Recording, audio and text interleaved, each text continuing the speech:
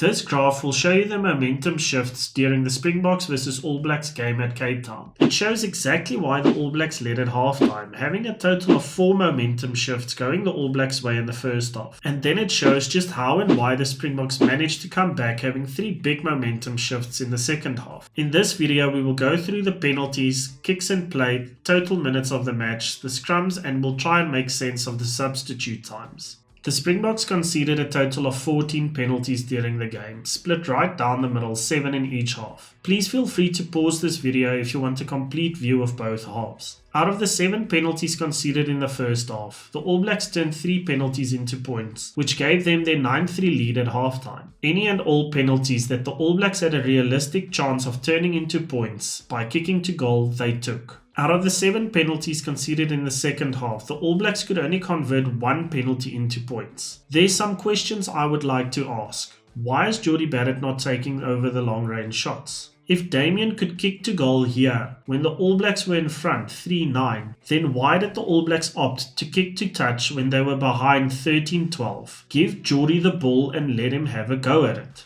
Out of the 14 penalties conceded by the Springboks, 9 were on attack and 5 were on defence. 2 Springboks conceded more than 1 penalty on the night. The All Blacks conceded a total of 13 penalties during the game, 5 in the first half and 8 in the second. Out of the 5 penalties conceded in the first half, the Springboks could only convert 1 of those penalties into points. The Springboks turned down a possible 6 points and opted to kick to the corner on both of these penalties. In the second half, the All Blacks conceded a total of 8 penalties, and again, if we are looking at realistic opportunities, the Springboks opted to kick to touch 4 times during this half. They cranked up the pressure and scored 2 tries. What's making it more risky for me is that the Springboks turned away 3 points on 3 occasions being behind in the game. I know in this game it worked out perfectly, but there will be games in the future where we need to take every point on offer. Please listen to this stat. Out of the 13 penalties conceded by the All Blacks, 12 were on defence and only 1 penalty conceded on attack. 5 players conceded more than 1 penalty for the All Blacks on the night. Time for the first half took a total of 47 minutes and 17 seconds from when the ref started the game until he ended the first half, with a total ball in play time being 17 minutes and 45 seconds. There were a total of 31 stops in the first half. From the start of the second half till the ref called the end of the game, the second half took 50 minutes and 2 seconds to be completed, with a total ball in play time being 17 minutes and 57 seconds. There were a total of 30 stops in the second half, giving us a total ball in play time of 35 minutes and 42 seconds. And the total time it took for both halves to finish was 1 hour, 37 minutes and 19 seconds. This is excluding halftime. Let's have a look at the scrums. The Springboks had a total of 6 handling errors on the night but conceded 7 scrums, 4 in the first half and 3 in the second half. The Springboks managed to get 2 scrum penalties on the night, 1 in each half. The All Blacks had a total of 6 handling errors during the match, 4 in the first half and 2 in the second half. All the All Blacks handling errors came in the Springboks half. This should be a massive worrying sign for the All Blacks. If you're on attack in the opposition's half and knocking on the ball, you're just handling the Springboks a get out of jail free card.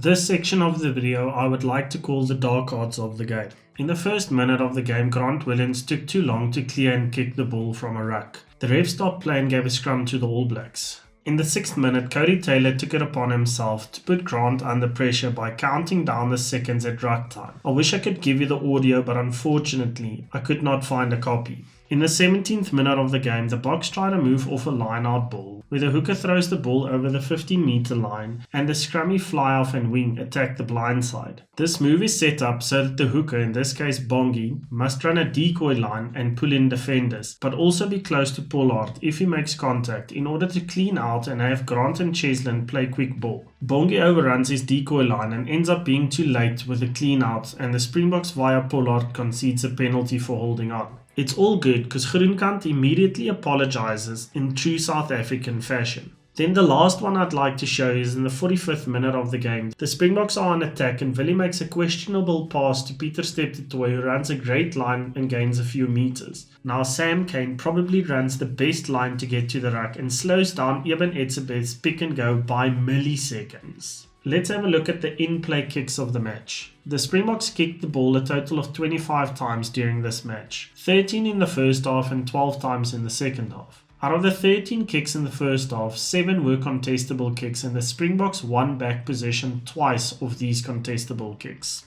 Out of the 12 kicks in the second half, again the Springboks had 7 contestable kicks and again won back possession twice. What's remarkable about these contestable kicks that all 4 of the contestable kicks the Springboks won back came from their own 22 meter. A big difference in the gameplay strategies from the first test to the second test. If you've watched my game review video about the test at Ellis Park, you'll know that the Boks kicked the ball out 12 times during that match. But in the second test at Cape Town, the Boks only opted to kick the ball out 5 times. The All Blacks kicked a total of 23 times during the match. 14 kicks in the first half and 9 kicks in the second. Out of the 14 kicks in the first half, the All Blacks had 5 contestable kicks and they managed to win back 1. In the second half, again they had 5 contestable kicks, but this time failing to win back a single contestable kick they put up in the air. If you look at the kicks in Cape Town and compare it to the kicks made by the All Blacks at Ellis Park in the first game, I am puzzled by why the All Blacks didn't kick out the ball more. At Ellis Park, they kicked the ball out 12 times. And in Cape Town, they dominated the lineouts by contesting and disrupting the Springboks lineout ball, yet they only kicked out the ball 4 times during this match.